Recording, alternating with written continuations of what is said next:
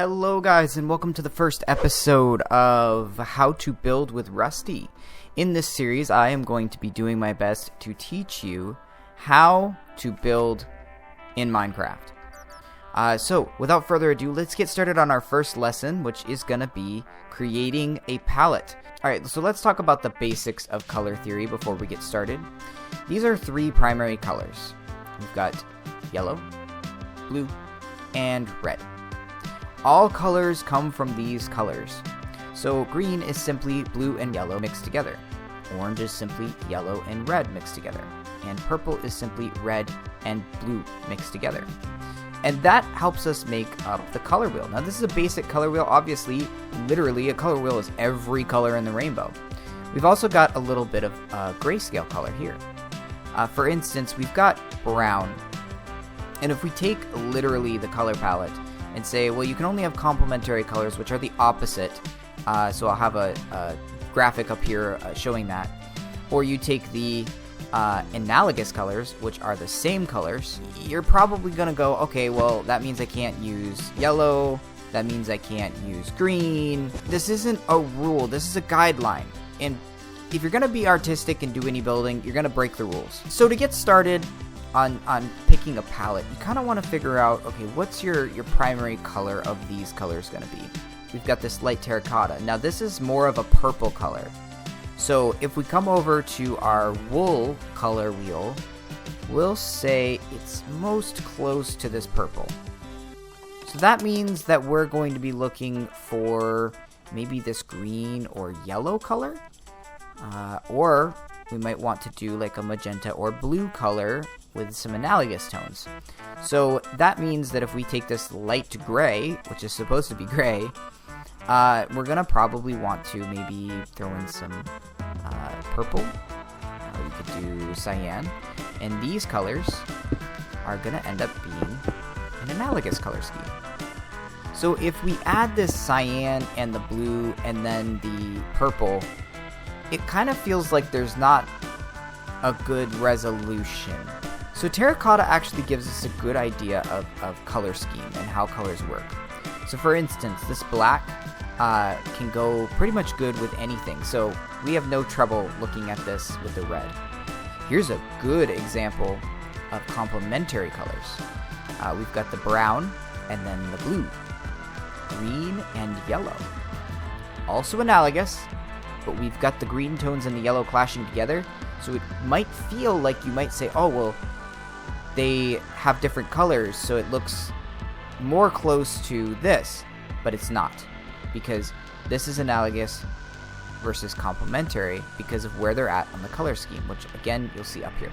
Here's a perfect example here of another complementary color scheme.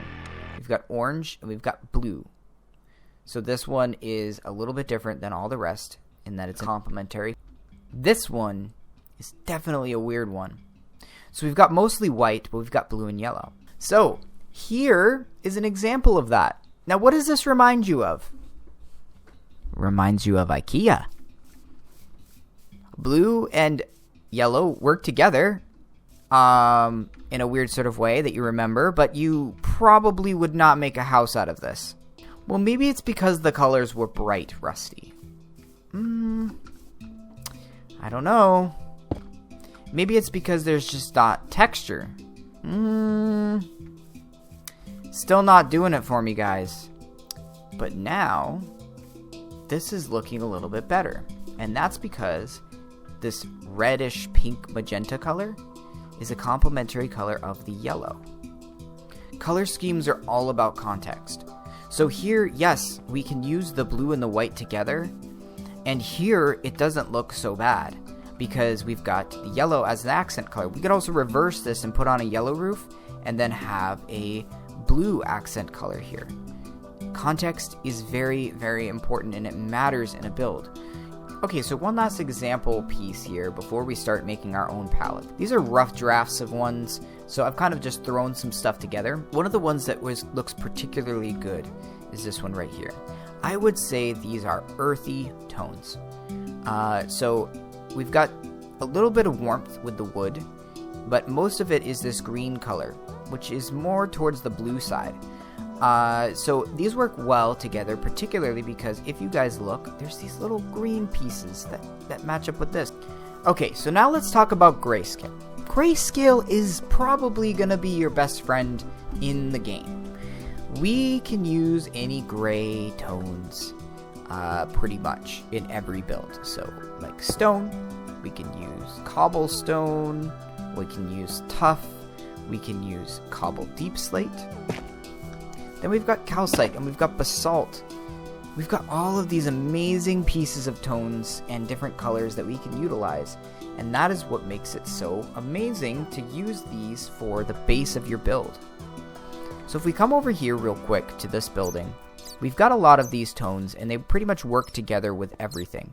So I've seen this starter house used quite frequently, and there's a couple things that I have against this house. One is the use of glass. Glass panes pretty much should always be used in a build. Not only do you get more bang for your buck, but it adds a lot more depth. And we're going to get to depth in another episode, but just to show you guys real quick, look at the major difference between this and this. This feels like it's not flat, and this obviously feels like it's super flat, because it is. So for our build, we want to pick a primary color. Okay, so we're going to go with some oak wood, and I'm thinking we'll also use a little bit of this andesite. What's cool about andesite is we've got these little yellow bits in there, so keep that in mind. And for an accent block, I love this block. We're going to go with amethyst. Okay, so here's a basic idea of sort of the palette that we want to go with. Now for glass, you guys should be able to find some red or yellow stained glass. So we're going to go with yellow stained glass because it should work okay with the color scheme that we've got, but it also is something that's probably pretty easy for you guys to find. Okay, so let's get to building. Now, in this house, there's a lot of things wrong with it that we're going to talk about, but just to get us started off at first, we're going to recreate the house. All right, there we go. We've got the basic outline down. Now we're going to go ahead and just add in some of these oak textures. Okay, so I did the roof out of just regular oak plank, and I did the walls out of this regular oak logs. So now we're going to go ahead with the floor, and we're going to just do some more oak textures. And finally added some doors in there. So now we need to put out the windows. So we'll do something like this. Alright, so I've laid down some of these alliums. It's kind of hard without proper depth to add the amethyst in. But this being our complementary color, it does really well. Now, if we were to, say, add in red here, you need to be careful about that. So it definitely pops. The color really, really, really stands out. So make sure that you're putting it in a proper piece of context, because this is going to end up being what they call an accent color. Bob Ross is famous for, building, yellows and reds and browns. And in the back, you've got like this huge blue mountain and blue sky and all that stuff. And he says that they come out like a firecracker, these red ones. And that's because they're really standing out, because they don't fit in with the rest of the color scheme that you have here. So use them sparingly and think about where they can look good. Okay, so that finishes up the episode, but before you go, I've got some homework for you. So this challenge is brought to you by Lost Midgeon. I thought it was a great idea. So what you want to do is you want to take one of these wood types, or if you're feeling particularly super inspired, take all of these and break out the different wood types. So if we type in acacia, we've got all of these different wood types that we can utilize. Specifically for this exercise, you can just use regular blocks. So we can either go with the planks, the logs themselves, or the stripped logs.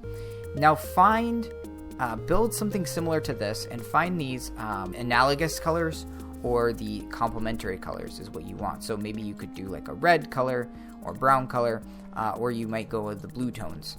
So these logs are just an example. What I want you to do is just pick some blocks and start making some palettes for yourself. So without further ado, guys, that is going to do it for today's build school. Hope you guys did enjoy. Make sure to leave me some feedback, whether that be a like or a comment. And if you guys want to see more of this as well as my building series, feel free to hit that subscribe button if you feel that I've earned it. Next episode, we are going to be talking about texture, which should be a little bit easier of a concept. But until next time, guys, happy mining and crafting.